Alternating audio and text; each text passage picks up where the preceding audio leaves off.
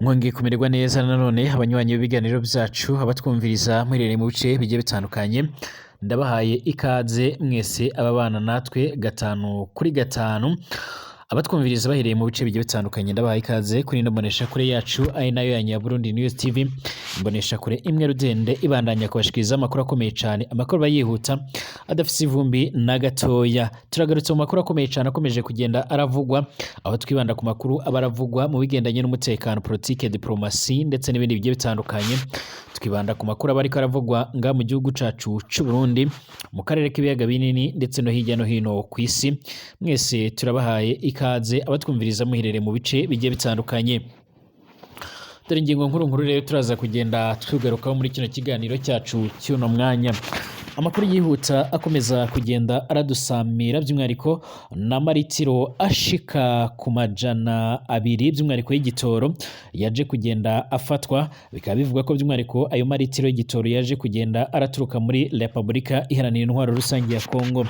Iki gihugu cacu c'u Burundi kimaze igihe rero kiratanga amatangazo ndetse kiranahwitura abantu kibasaba yuko rero bakwiye kwirinda kwinjira mu bikorwa bigiye bitandukanye, cane cane ibikorwa bishobora kuzotuma ndetse ibikorwa bishobora kuza gutuma abanyagihugu bamwe na bamwe rero binjira mu bikorwa bigendanye no gucuruza igitoro mu buryo bwa magendu cyangwa se mu buryo butemewe, mu gihe igitoro ari kimwe mu bintu bikomeje kugenda biraba ingume ndetse biraburanga mu gihugu c'u Burundi.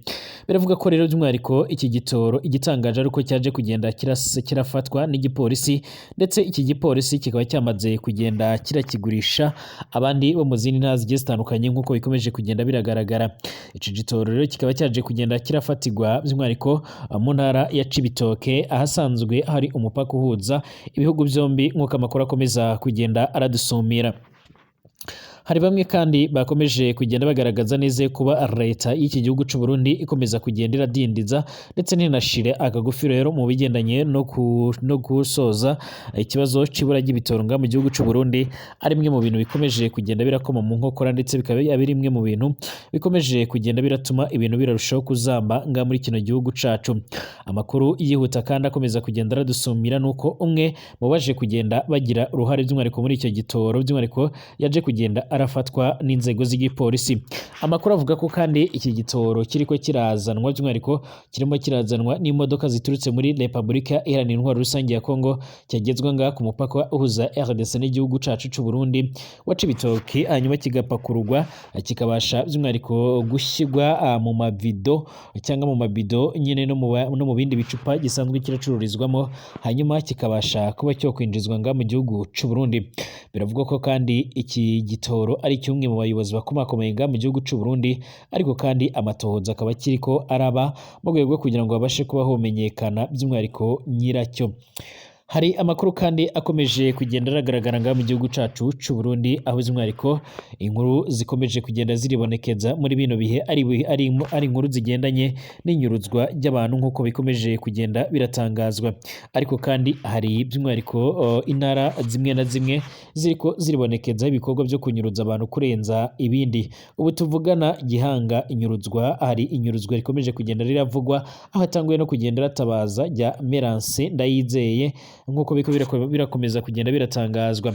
Kunyuruza abantu kandi bakajyanwa mu bibanza bitazwi cyangwa bikanicwa birabandanya by'umwihariko atacamira, nk'uko rero by'umwihariko twaherukaga kugenda tubashira arahabona rero ku bigendanye na komine Gihanga ni mu ntara ya Bubanza iri muri komine by'umwihariko ibyo kunyuruza abantu rero by'umwihariko bikomeje kugenda byimonogojwemo by'umwihariko muri uyu mwaka wa 2024.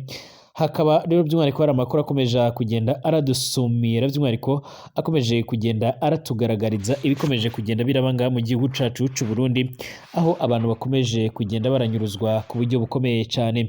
Turagaruka kuri iryo nyuruzwa ry'uwo umuntu yararongoye umutumba nga muri icyo gice, ariko kandi tunagaruke no ku zindi nkuru zigiye zitandukanye zikomeje kugenda ziravugwa ngaha by'umwihariko ku mugabane w'Uburaya by'umwihariko tukaba turaza kurebera hamwe rero by'umwihariko uburyo haba hamaze kugenda noneho harafatwa izindi ngamba zikomakomeye cyane mu nyuma y'uko inama yaje kugenda irahuza abategetsi b'Ubwongereza ndetse na Leta Zunze Ubumwe za Amerika mu kurabira hamwe uburyo bakomeza gutera inkunga igihugu ca Ukraine. Bikaba bivugwa ko by'umwihariko hatabashije gutoga umwanzuro ushobora kwiyemerera kuba batangura gukoresha intwaro zikomakomeye cyane, ariko amakuru yihuta adafite ivumbi na gatoya akaba ariko agaragaza ndetse anerekana neza yuko by'umwihariko kimwe mu bintu bikomeye cyane bishobora kuza by'umwihariko kimwe mu bintu bikomakomeye cyane bishobora kuza gutuma by'umwihariko iki gihugu ca Ukraine cyongera kubona akagufu, ariko hagiye gutanguza gahunda by'umwihariko zo kugurisha imwe mu mitungo yafatiriwe igihugu cy'Uburusiya kugira ngo ibashe kuba kwifashishwa mu kugura ibikoresho bya gisirikare. Turarabera hamwe kandi n'andi makuru akomeje kugenda aravugwa muri Repubulika Iharanira Intwaro Rusange ya Kongo. Turabahaye ikaze mwese rero abanywanyi b'ibiganiro byacu, abatwumviriza muhereye mu bice bigiye bitandukanye hano mu gihugu cyacu cy'u Burundi, mu ntara zigiye zitandukanye, mu makomine ndetse abari mu gisagara ca Bujumbura cyangwa mu mugwa mukuru w'ubutunzi, abari mu mugwa mukuru wa politike Igitega ndetse n'ahandi hose. Turabahaye ikaze twifuriza kumererwa neza. Abari mu bihugu by'ababanyi ngaha ku mugabane wa Afurika, nko mu gihugu c'ababanyi cy'u Rwanda, muri Congo, muri Uganda, Tanzania, Kenya ndetse n'ahandi, turabahaye ikaze. Abari mu burengero bwa Afurika, mu manuko bwa Afurika ndetse Afurika yo hagati, turabahaye ikaze mwese. Abatwumviriza bari ku mugabane w'Uburaya, Aziya, Australia, Amerika ndetse n'ahandi hose, turabahaye ikaze ngaha kuri Burundi News TV. Aha niho honyine ushobora kuba ukumviriza amakuru akomeye cyane ndetse anagezweho adafise ivumbi na gatoya, agaruka ku bigendanye n'umutekano, politike, diplomasi ndetse n'ibindi bigiye bitandukanye.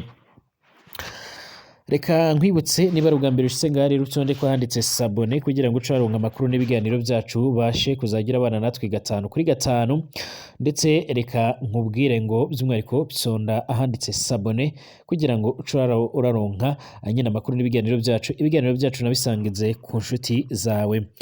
Reka by'umwihariko amakuru rero by'umwihariko tuyatanguriye ngaha mu gihugu cy'u Burundi.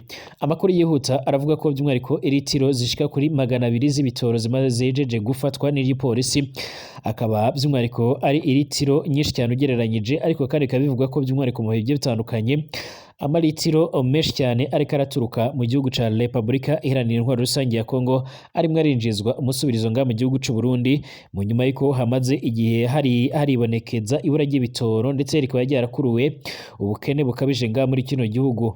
Amakuru yihuta kandi by'umwihariko adafise ivumbi na gatoya akomeza kugenda agaragaza ndetse anerekana neza yuko by'umwihariko mu gihe igitoro kitaba kiriko kiratorerwa inyishu zigezweho ndetse zinihuta, bishobora kuzakomeza kugenda birateza ibibazo abanyagihugu nga muri Repubulika muri iki gihugu cacu cy'u Burundi, ndetse by'umwihariko abaturiye Repubulika Iharanira Intwaro Rusange ya Kongo bakaba barakomeje kugenda nabo bagaragaza ndetse banerekana neza yuko by'umwihariko babonye isoko rikomakomeye cyane nga mu gihugu cy'u Burundi.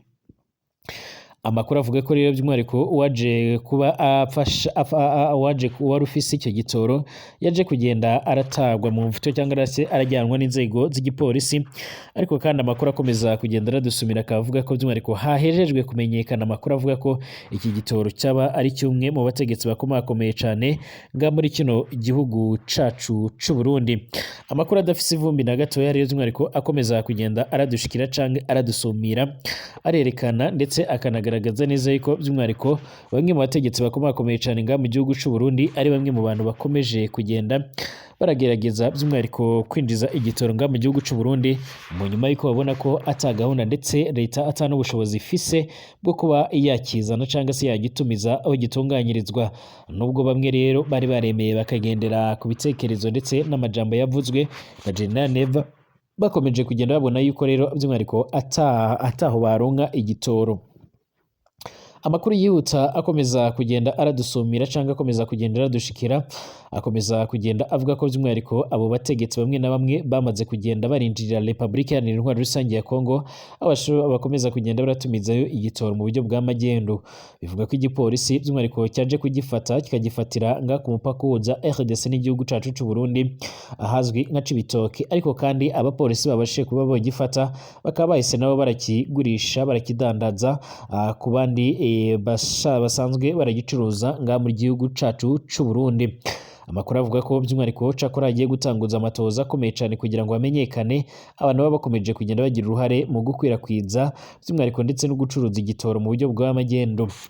Amakuru kandi aravuga ko leta imaze igihe iramaganira kure abariko baragerageza gucuruza iki gitoro mu buryo bw'amagendo, cane cane aho bavuga ko rero by'umwihariko bishobora kuzokurura ndetse bigashyira mu kaga imisozi imwe n'imwe ikaba yashya, dore yuko ibyinshi ibitoro byinshi bakunze kugenda barabihisha by'umwihariko bakomeje kugenda barabihisha rero mu mirima ndetse no mu mashamba agiye atandukanye. Ubuyobozi ndetse n'abandi banyagihugu ndetse n'abandi bavuga ari kijyana nga muri kino gihugu cacu cy'u Burundi bakomeje kugenda barasaba General Neva yuko by'umwihariko yagerageza ndetse akihangana akaba yatumizaho inama ikomakomeye cyane kugira ngo harabirwe hamwe by'umwihariko uburyo igitoro cyabasha kuba cyobonwa hakaba hakemurwa ibibazo byose. Amakuru yihuta kandi avuga ko inshuro nyinshi nga mu gihugu cy'u Burundi abategetsi bakunze kugaragaza ndetse no kwerekana neza yuko by'umwihariko igitoro cyabuze kubera impamvu z'ibihano bimwe na bimwe byigeze gufatirwa iki gihugu cy'u Burundi. Merance Ndayizigiye ni umugabo w'imyaka ishika kuri 36, arubatse akaba n'umuvyeyi w'abana bashika kuri 2, ava ku mutumba wa Kagwema ya mbere ni muri komine ya Gihanga ni mu ntara ya Bubanza nga mu gihugu cacu cy'u Burundi. Yari umurimyi mu bijanye na politike. Merance Ndayizigiye yari umunywanyi ukomeye cyane wa CNDD-FDD, ariko abatwara by'umwihariko bakavuga ko adashira imbere iby'umugambwe wiwe nk'uko amakuru akomeza kugenda aradusumira. Yarafise umwete rero mw'ishengero yasangiza, akaba by'umwihariko n'umukuru wa korari mw'ishengero ryo ngaho muri Kagwema nk'uko bidusumira. Merance Ndayizeye kandi yariko arakwiza imyaka 2 arongoye umutumba wa Kagwema ya mbere mu matora y'umwaka w'2020 yari yitoje, akaba uwa kabiri kandi mu nyuma yahavuye asubirira by'umwihariko umukuru w'umutumba yakuwe yagirizwa amakosa muri ivyo bihe. Abanyagihugu bo mu Kagwema rero ya mbere bavuga ko bakunda cane indongozi yabo Merance Ndayizeye, bavuga ko kandi ari umuntu atwarira bose adacaguye imigambwe cyangwa se ubwoko. Umunyagihugu wo mu Kagwema rero yaratwandikiye atumenyesha iby'aya makuru. Merance ati twamukundaga ako yari inkerebutsi kandi akazirana n'akarenganyo, iwe icera cirera icirabura cikirabura nk'uko bikomeza kugenda biratangazwa. Naho yari muri CNDD-FDD Merance Ndayizeye yagize ingorane akija rero mu mabanga yo kurongora uyu mutumba wa Kagwema ya mbere. Umukuru w'imbonera kure kandi muri komine Gihanga Olivier Nahimana yoba yari yifuza ko rero by'umwihariko ico kibanza cijamwo murumuna wiwe nk'uko biriko biratangazwa, ariko uwo nawe rero by'umwihariko yagiye yagira agatatu by'umwihariko ku mutumba. Abava rero by'umwihariko mu Kagwema bavuga ko Merance yatewe ubwoba cane ngo areke kuja mu burongozi bw'umutumba, aranana amaze kuja rero mu mabanga. Naho rero by'umwihariko bamwe mu bamwagirije ko abesha atari umunywanyi wa CNDD-FDD kubera adakunda kwambara umwambaro w'umugambwe, ntaboneke by'umwihariko mu nama z'umugambwe, ariko yarahavuye by'umwihariko aragondozwa arambara umwambaro n'inama akazitabira. Icindi abanyamugambwe by'umwihariko bari bamuhora nuko rero by'umwihariko habonetse imfashanyo z'amashirahamwe.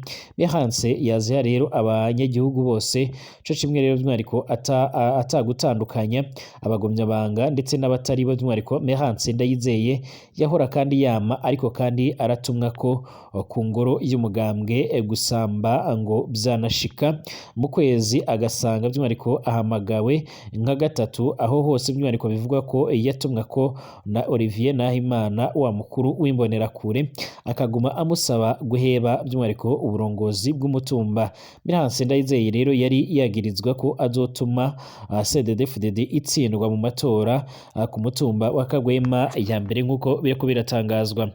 Mu gatondo by'umwihariko ko kuwa mbere uheze kwigenekerezo ry'icenda ukwezi no kw'icenda umwaka w'2024 Merance Ndayizeye yagiye gutanga iraporo ku ikomine. Mu nyuma yitavye inama y'umutekano, ahejeje inama niho yahamagagwa n'umuntu yakoresheje telefone ifise 69 071 56 yamusaba ko rero bohura akagira ivyo amusinyira. Bavuganye ko rero bohurira kw'ibarabara rya N5 aho rihurira ry'uhariko n'irya gatanu nyine rya Gihanga. Mehanse Ndayizeye afata ipikipiki ajya guhura n'uwo muntu ariko atarazi. Agishika muri ca kibanza rero Mehanse yahahuriye n'abagabo bari muri communauté Toyota Hilux double cabine yera ifise ibiyo bitabona. Bamutegeka kwinjira muri ya modoka aranka. Mu modoka haca hasohoka rero abagabo bamwinjiza ku ngufu. Muri abo bamwinjije by'umwihariko haravugwamo rero urugabo runini cyane bakeka ko yoba ari umukozi ujejwe iperereza avuka muri village ya kabiri bita Lambriti. Uwundi yamenyekanye mu bamufashe rero ni uwitwa Nestor Munezero batazira Mbike, nawe rero nyine azwi nk'inderetsi y'iperereza yeheruka kuvugwa by'umwihariko mwinyuruzwa rya Guillaume Gahungu kwigenekezo rya 17 ukwezi n'ukwa kane umwaka 2024.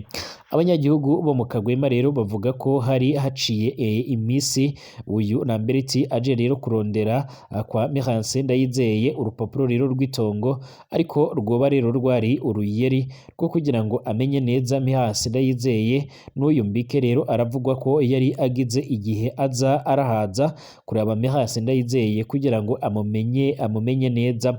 Abo banyagihugu kandi bakaba bavuga yuko by'umwihariko Mehanse Ndayizeye yari yahatswe by'umwihariko kunyuruzwa kwigenekerezo rya 6 ukwezi kw'icenda umwaka 2024 aho yari mu biro by'umutumba, ariko kandi abari kumunyuruza baratinya kubikora abanyagihugu babona ndetse n'abandi bari baturiye hafi aho ngaho.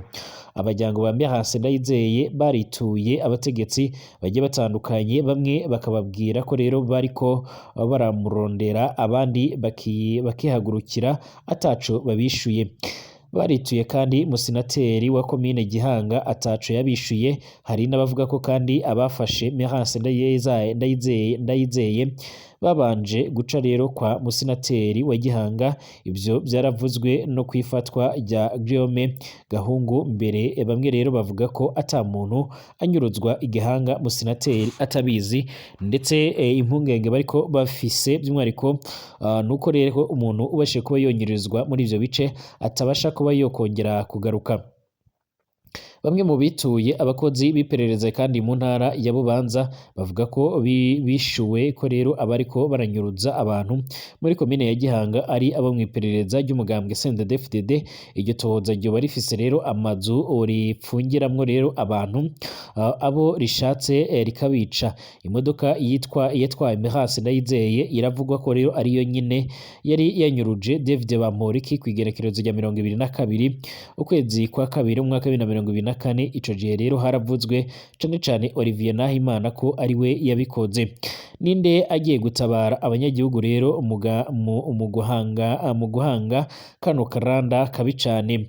Nkuko rero bikomeje kugenda biratangazwa, abanyagihugu barahangayitse, bakaba bakomeje kugenda barategwa impungenge n'ibibazo bikomakomeye cane bikomeje kugenda biribonekeza cane by'umwihariko muri bino bikorwa byo kunyuruza abantu. Bakomeza kugenda basaba nyiricubahiro Evariste Ndayishimiye rero by'umwihariko ko yokora ibishoboka byose kugira ngo abashe kuba yoshyira iherezo, ndetse by'umwihariko abashe kuba yoreka ibikorwa nk'ibi ngibi bikomeje kugenda biratera ubwoba, ndetse biratuma abanyagihugu bakomeza kugenda baramutakariza icyizere nk'uko amakuru akomeza kugenda aradusumira. Twerekeze ku makuru akomeye cyane akomeje kugenda aravugwa by'umwihariko mu bindi bice bigiye bitandukanye by'isi nk'uko bikomeje kugenda biratangazwa.